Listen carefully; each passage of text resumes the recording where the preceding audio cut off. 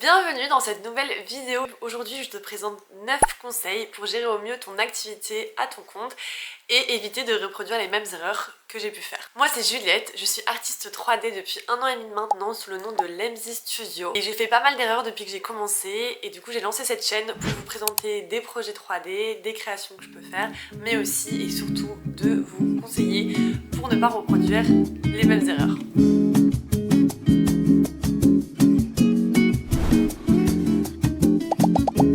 C'est la deuxième partie, j'avais déjà fait une première vidéo comme ça sur ma chaîne, je vous la mets juste ici si vous voulez aller la voir et si ce genre de contenu peut vous plaire. Mais en tout cas, on va commencer dès maintenant. Mon premier conseil, il va aussi, j'espère, te rassurer un petit peu et concerne les moments de mou ou les moments de mou, que ce soit personnel où on n'est pas motivé à travailler, où t'es pas motivé à chercher des clients ou à assurer tes contrats, mais aussi des moments de mou ou des moments où tu n'as aucun contrat, où tu n'as pas de clients et je suis en plein dedans. Parce que là je viens juste d'emménager, j'ai dû déménager, c'est à 8 heures de chez moi, enfin il y a pas mal de raisons pour lesquelles on peut se retrouver dans un petit moment un peu plus creux et du coup comme on est à son compte, avoir aucune assurance de revenus. Et encore plus si t'es dans le même cas que moi, c'est-à-dire que moi c'est vraiment des clients au compte-gouttes. À partir du moment où j'ai fait une vidéo ou plusieurs, en tout cas que j'ai fait une prestation avec mon client, c'est fini. Ce ne sont pas des clients qui reviennent tous les mois, pour lesquels je fais une prestation tous les mois. Donc si t'es dans le même cas de figure, je te rassure, c'est complètement normal.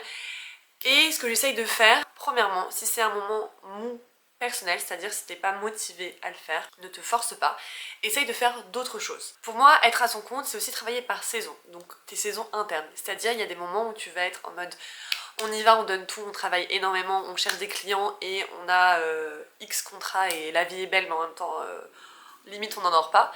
Et il y a des moments où t'as pas de contrat, t'es pas motivé, t'as envie de rien faire. Travaille alors par saison. Quand on est à son compte, on a énormément de choses à faire, que ce soit de gérer ses propres réseaux sociaux, il y en a à chaque fois 15 000 à gérer sur lesquels poster, il faut gérer ses contrats, il faut gérer les clients qu'on a actuellement, il faut en trouver d'autres, il faut démarcher, il faut gérer l'administratif, la compta, j'en passe, la liste est très longue, en tout cas il y a toujours des nouvelles choses qu'on peut faire, même des créations personnelles, donc je te conseille d'appliquer ça à tes saisons. C'est-à-dire que s'il y a des moments où tu n'as pas de contrat, où tu es un petit peu moins motivé pour démarcher, tu t'occupes, je sais pas, pendant toute une semaine de développer tes réseaux sociaux.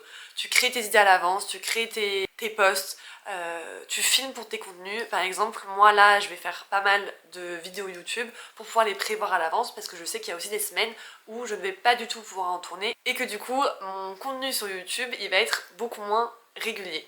Ça peut être la même chose sur tous les réseaux sociaux. On arrive du coup à mon deuxième conseil.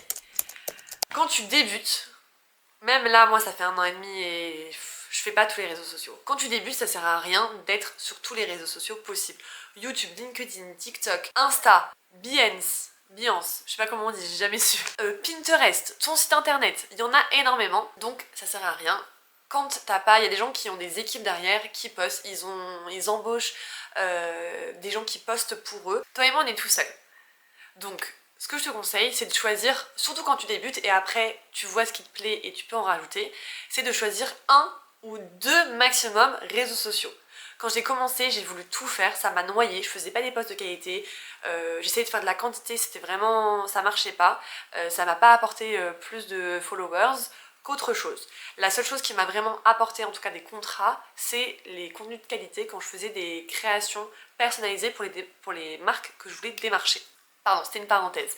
Mais aujourd'hui, j'ai priorisé 3 réseaux sociaux, parce que maintenant ça fait 1 an et demi, je sais comment gérer et je suis beaucoup moins dans ce développement des réseaux. C'est aussi ça la différence, quand on commence, je pense qu'il faut vraiment s'y mettre à fond. Mais là, maintenant que j'ai des clients un petit peu plus régulièrement, je prends mon temps aussi et j'essaie de faire des posts de qualité. Mais en tout cas, aujourd'hui, j'utilise Pinterest. Pinterest, c'est hyper simple et mine de rien, ça rapporte beaucoup de visibilité. Ça prend pas de temps parce que on le fait une fois. Sur Pinterest, il n'y a pas besoin de poster, par exemple, tous les jours à telle heure. Moi, je poste, par exemple, dès que j'ai des photos, je poste mes 10 images ou mes 10 vidéos tel jour et après, je poste plus. L'algorithme, il est différent. Donc, Pinterest, LinkedIn, ça m'arrive... pareil, j'ai essayé de faire quelque chose de régulier. LinkedIn, c'est un peu plus simple aussi. mais j'ai jamais eu de contrat en tout cas sur LinkedIn, mais si tu veux vraiment te mettre sur LinkedIn, c'est possible. Tu prévois tous tes posts. Moi ce que je fais généralement c'est qu'une matinée par mois, je prévois tous mes posts, 1 à 2 par semaine, et ils se mettent régulièrement. Ils se mettent automatiquement, pardon. En tout cas sur LinkedIn c'est assez simple. Mais en tout cas là où je priorise vraiment mes contenus, c'est sur Instagram, Pinterest, maintenant YouTube, mais parce que ça me plaît, sinon j'en ai pas vraiment besoin et pour le moment c'est pas quelque chose non plus qui ajoute vraiment à mon activité. Et bien sûr mon site internet, mon portfolio. Mais en tout cas voilà, les prioritaires, ceux que je n'arrêterai pas, demain si je n'ai plus le temps, ce sera toujours Insta, Pinterest et mon portfolio. Et encore quand j'ai vraiment pas le temps, c'est pas ma priorité. Ensuite, quelque chose d'évident mais qui est hyper important et que moi-même j'ai eu du mal à mettre en place alors que pourtant c'est simple et que tout le monde te le dit sur les réseaux sociaux en permanence, c'est de savoir expliquer simplement ce que tu fais. Moi, le moment où je me suis dit ok c'est bon, je sais l'expliquer, on comprend, c'est quand ma grand-mère a compris ce que je faisais, mais qu'en plus elle m'avait dit qu'elle avait réussi à l'expliquer à ses copines et qu'elles avaient aussi à peu près compris. Ça dépend évidemment de ce que tu fais, il y a des choses qui sont beaucoup plus simples à comprendre, mais moi qui fais de la 3D, qui fais des pubs de 3D pour la cosmétique, voilà, maintenant c'est mes trois... c'est mes 3 mots-clés. Prenez des exemples qui fonctionnent, essayez pas d'aller dans le technique, moi c'est ce que je faisais au début, je disais n'importe quoi, personne ne comprenait, même les gens de mon âge, si t'étais pas dans le métier, tu pouvais pas comprendre ce que je racontais. Donc voilà, essayez de l'expliquer à vos grands-parents, à des personnes âgées ou des personnes qui sont pas du tout à l'aise avec les outils technologiques, si c'est le métier dans lequel tu travailles. Mais en tout cas, voilà un conseil basique, mais il faut le maîtriser, parce que si demain t'es amené à parler avec des gens, que ce soit en mode réseautage ou juste une soirée, on sait jamais d'où va venir les contrats, il faut savoir l'expliquer simplement, et sois toujours prêt à dégainer ce que tu montres, à dégainer ton portfolio, à montrer ton Insta. Et c'est pour ça, moi j'ai pas vraiment de scrupule à dire ah bah attends, je te montre ce que je fais, ce sera plus simple. Voilà, parce que on sait jamais, un tel peut en parler à un tel, et on met toutes les chances de son côté pour décrocher des contrats. Ensuite, passons aux conseils pour vous protéger. Parce que je suis déjà passée par là, au début on n'ose pas dire, on n'ose pas se protéger, on n'ose pas mettre des contrats en place ou des devis précis parce qu'on se dit qu'on va perdre le contrat, mais je vous assure que il vaut mieux faire ça et perdre un client qui est du coup frileux parce que il est bizarre. C'est rare que les clients qui ont l'habitude de prendre des prestataires ou qui ont l'habitude de payer leurs prestataires refusent de signer des conditions générales de vente ou des devis. Mais en tout cas, mon conseil est le suivant. Précisez au plus possible vos devis. C'est-à-dire que vous mettez les formats, le nombre d'images, dans mon cas, il faut l'appliquer au tien, mais le nombre d'images, le format, idéalement les échéances, l'échéance finale en tout cas, les couleurs, le nombre de modifications acceptées, le nombre de sessions de modification. C'est pas très grave si tu les respectes pas, au final il vaut mieux les mettre parce qu'il y a des clients qui peuvent abuser et du coup tu n'en finis pas et du coup tu n'as pas la place légalement de demander un supplément parce que ce que tu aurais dû faire en 2 jours, parce que ce qui était mis sur le devis et ce que vous vous étiez convenu, finalement tu le fais en 10 jours. C'est pas possible, tu dois être payé et rémunéré en fonction du travail que tu as fourni. Logique. Mais voilà, détaille le plus possible ton devis, fais-le signer et fais signer tes conditions générales de vente. Ça fait beaucoup, normalement, légalement, quand un client, il me semble, hein, peut-être que j'ai des bêtises, mais il me semble que légalement, quand un client signe l'un des deux, enfin en tout cas le devis, c'est qu'il signe aussi tes conditions générales de vente. Mais si t'as pas de site internet, ou qu'ils sont pas visibles ou qu'il les a pas reçus, c'est difficile de connaître les conditions générales parce que du coup il ne les aura pas lues. Donc ce que je te conseille c'est de lui faire signer les deux et tu commences pas tant que t'as pas eu les 2 documents signés. Aussi sur ça, tu demandes évidemment un acompte. Tu demandes 25, 30%, 50% en fonction du client. En tout cas si tu ne les connais pas, il faut absolument demander un acompte. Tu ne sais pas à qui t'as affaire, moi ça m'est déjà arrivé. Il faut que je vous raconte des anecdotes, mais toujours demander un acompte et pareil, tu ne commences pas tant que tu n'as pas reçu l'acompte. Pas la preuve de virement, l'acompte. C'est normal, c'est la moindre des choses. Et si finalement la prestation n'est pas finalisée et que tu ne reçois pas le reste parce que vous avez mis un terme et que, je sais pas, la prestation ne plaît pas au client, peu importe la raison, tu ne rends pas l'acompte. C'est un moyen d'engager ton client et de t'engager toi. Comme ça, vous avez tous les deux une garantie du travail qui va être fait.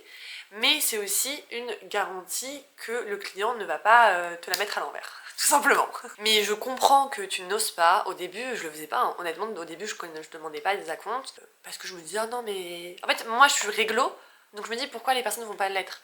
En fait c'est même pas qu'ils vont pas te payer, en tout cas moi ça m'est jamais arrivé de pas être payé par un de mes clients, mais c'est plutôt le respect qu'il va y avoir, le respect mutuel. Donc c'est pour ça que personnellement la compte pour moi c'est une évidence, mais surtout détaille au plus le devis. C'est vraiment sur ça que je veux insister, parce que par exemple l'anecdote c'est que j'avais un de mes clients pour lequel j'avais déjà travaillé, tout s'était très bien passé, aucun problème. Il y avait un petit peu des red flags avant la prestation, mais j'étais au début, j'avais besoin d'argent, j'avais envie de faire des créations, j'avais envie d'avoir des clients.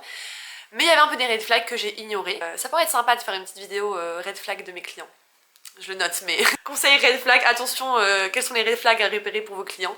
Mais en tout cas, il y avait des red flags et je les ai ignorés. Et la prestation se passe super bien. Je me dis, ok, bon bah maintenant, on sait tous les deux comment on travaille, il n'y aura pas de problème. On fait une deuxième prestation. Je manque de détailler le devis, parce que je me suis dit, le premier, ça s'est bien passé. J'avais détaillé le premier devis. Et le deuxième, je me suis dit, bon, on se fait confiance, donc il n'y a plus besoin de détailler autant. Comme je vous ai expliqué, des abus de modification, des abus dans le temps, dans les temps de réponse. Ça peut être vraiment compliqué parfois, d'avoir un client qui te répond pas pendant 3 mois. Ils attendent que quand tu leur réponds, tu leur fasses la modif en 2 jours, et après ils te remettent 3 mois à te répondre. Donc voilà, il y a vraiment des abus dans ce sens. Et j'ai dû finalement arrêter, parce que je supporte pas ce genre de choses. Donc une fois, deux fois, trois fois, au bout d'un moment j'ai dit écoutez moi ce sera pas possible. Et ils m'ont dit ok bah va falloir me rendre votre acompte. Parce que pour le coup j'avais pris un acompte. Et en fait comme mon devis était pas assez détaillé, légalement j'étais pas assez bien protégée.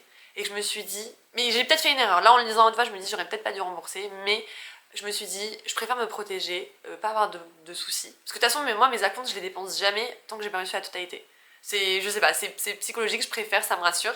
Et donc du coup j'ai remboursé la compte, j'ai perdu du temps, de l'argent du coup, parce que j'ai travaillé sur le projet quand même, j'ai donné des versions sur lesquelles j'avais travaillé pendant plusieurs jours, qui n'ont pas été validées, et le projet a été annulé à cause de ça. Donc vraiment, maintenant je détaille, mes devis ils sont longs, il y a tous les détails possibles, mais je mets tout.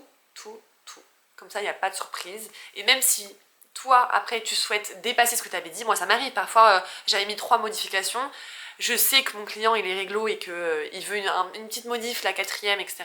Évidemment que je vais faire la 4e modification, parce que je sais que c'est pas un abus et je sais mes limites et je sais surtout que légalement c'est noté si jamais ça va trop loin. Et donc dans la même idée que les précisions de clients sur les devis et les conditions générales de vente, quand vous êtes mis d'accord, mets en place un rétro-planning, c'est-à-dire un planning de rendu et de temps de réponse aussi de tes clients. Par exemple, si moi je dois créer une vidéo pour un client et qu'on s'est mis d'accord et que j'ai reçu la compte le premier par exemple du mois, ce sera plus simple, je vais dire ok, je vous envoie la V1 le 7 jours après. Vous me répondez, vous me donnez vos retours, je sais pas, le 10. Et si tout est ok, je vous envoie la version finale le 12. Si c'est pas ok, je vous envoie les modifs le 12, etc. Voilà, un rétro-planning. Je sais pas pourquoi j'explique et que je donne autant de détails, c'est évident, mais un rétro-planning. Essaye de faire quelque chose d'harmonieux visuellement, de faire vraiment un calendrier pour pas que ce soit alors il faut absolument que vous me répondiez le tatata. Et évidemment, il faut qu'il y ait une marge d'erreur. Si le client ne te répond pas le jour, la date convenue, c'est pas très grave, mais c'est pour vraiment éviter les abus. Et sous-entendre aussi que si ce planning-là, il n'est pas vraiment respecté, encore une fois, il n'a pas besoin d'être respecté à la lettre, mais s'il n'est pas vraiment respecté, toi, tu as le droit aussi de prendre des clients en parallèle et que du coup, les dates que toi, t'avais données pour la V1 ou la V2, etc., elles vont peut-être être retardées. Comme ça, tu le sous-entends. Tu peux aussi le noter, tu peux le mettre dans tes CGV, il n'y a aucun problème, mais voilà. Ça fait plus pro, plus propre, t'es protégé. Et ça implique aussi que le client va le respecter et donc tu pourras plus facilement programmer toi-même tes contrats. Lorsque tu fais une prestation, il se peut aussi que tu fasses des erreurs. Je te conseille vivement de rattraper tes erreurs et pas juste de modifier ton erreur, d'aller au-delà de ce que t'aurais pu donner. C'est-à-dire que moi si je fais une erreur, mais vraiment une grosse erreur, hein, pas juste des petites modifications, mais en tout cas, je vais essayer de me rattraper au double. Parce que généralement quand tu fais une erreur, les clients vont dire ah bah je me rappelle cette presta, elle avait fait cette erreur là. Elle avait fait cette erreur, mais elle s'est rattrapée tellement plus que évidemment je vais retravailler avec elle. Parce que ça arrive à tout le monde de faire des erreurs, mais là où tu vas te différencier, c'est comment tu les rattrapes. Ça peut être sur plein de façons différentes, soit tu offres une réduction sur le prochain contrat, tu offres une réduction sur le contrat actuel, tu offres une prestation gratuite. Il faut vraiment que ça s'applique à ton activité, mais en tout cas, n'hésite pas à aller vraiment au-delà de juste régler ton erreur. Ça va peut-être te coûter sur le moment, tu vas dire oh je vais perdre de l'argent, je vais perdre du temps, mais vraiment sur le long terme ça va t'apporter, étant donné que peu de gens fonctionnent comme ça. Et donc ils vont se rappeler de toi en tant qu'une presta qui répare réellement et bien ses erreurs et qui va vraiment tout donner pour garder son client. Ensuite, dans la phase de démarchage, il y a plusieurs erreurs que j'ai déjà commises. C'est pas vraiment des erreurs, mais en tout cas c'est des conseils que je te donne qui, moi, m'ont permis d'avoir des clients qui auraient pu me passer sous le nez si j'avais pas appliqué ces conseils. Déjà, moi je relance tous mes prospects, les gens qui sont revenus vers moi, tant que j'ai pas un nom définitif, je les relance tous les mois. Au début, si on m'a contacté et que j'ai répondu, qu'on m'a pas relancé, je relance au bout d'une semaine. Ensuite, au bout de 2 semaines, c'est approximatif, hein. Et au-delà de ça, je relance tous les mois, jusqu'à ce que j'ai une réponse. Un petit conseil aussi pour avoir au moins une réponse définitive, parce que parfois on relance, personne ne nous dit jamais si c'est oui, si c'est non, si le projet il est fini. Donc moi j'essaye de formuler un truc du genre, voilà, j'aimerais beaucoup retravailler avec vous sur ce projet lorsque vous m'avez contacté. Pouvez-vous me dire si vous avez des avancées, de nouvelles informations à me donner, ou si le projet est terminé. Un truc dans ce style-là, vraiment essayer de demander est-ce que le projet ne va pas aboutir, et j'ai remarqué que, pas toujours, mais que souvent les clients sont plus à même à répondre et de dire oui on est parti avec quelqu'un d'autre, ou oui le projet ne va pas aboutir, ou je vous recontacterai plus tard. Si ils vous disent je vous recontacterai plus tard, pareil vous continuez à les relancer tous les mois jusqu'à ce qu'ils vous répondent. faut être tenace pour avoir des clients. De la même manière, ça m'est arrivé assez souvent d'avoir des clients qui négocient, mais je pense que ça arrive à peu près à tout le monde à son compte, mais des clients qui n'ont pas le budget ou qui négocient. Au lieu de dire ah non désolé c'est pas mon tarif, essaye de proposer quelque chose qui correspond à leur budget. Dans mon cas, généralement les clients viennent à moi en me disant voilà la DA, ou ils me donnent une idée de vidéo qu'ils souhaitent. Si c'est au-delà de leur budget, par exemple ça va me prendre 4 jours au lieu de 2 jours parce que moi je facture à la journée, je leur dis voilà, dans votre budget c'est pas possible, mais je serais ravie de créer quelque chose qui va dans votre budget. Vous pouvez proposer quelques idées, j'essaye de pas détailler, hein, je donne vraiment quelques idées qui me viennent par-ci par-là, qui correspondent à leur budget. Et enfin, dernier conseil aussi pour essayer de pas perdre les clients, c'est que quand vous avez une demande, j'ai remarqué que ça a changé, j'ai pas fait exprès, mais en gros, quand j'ai une demande, au lieu de répondre voici mon tarif journalier, parce que ça va vraiment dépendre de la création que le client souhaite, et souvent j'avais pas de réponse, parce que c'était trop compliqué, je demandais trop de questions, et donc du coup les gens n'étaient pas forcément à même à répondre. Donc ce que je fais maintenant, c'est que soit je réponds partiellement en disant voilà moi je suis complètement dispo pour faire cette vidéo pour telle date, il y a plein de choses qu'on peut voir ensemble, ce sera plus facile de vive voix. Je vous propose un call cette semaine, est-ce que vous êtes dispo? Voilà, proposez toujours en gros un call plutôt que par mail, les réponses seront certainement plus faciles à obtenir plutôt que de se faire ghoster par des clients. Voilà, en tout cas j'espère que cette vidéo t'aura plu et que mes conseils pourront t'aider. En tout cas si elle t'a plu, n'hésite pas à t'abonner, à liker et à commenter si tu veux que j'aborde d'autres sujets dans mes vidéos. Et à la prochaine. Bisous.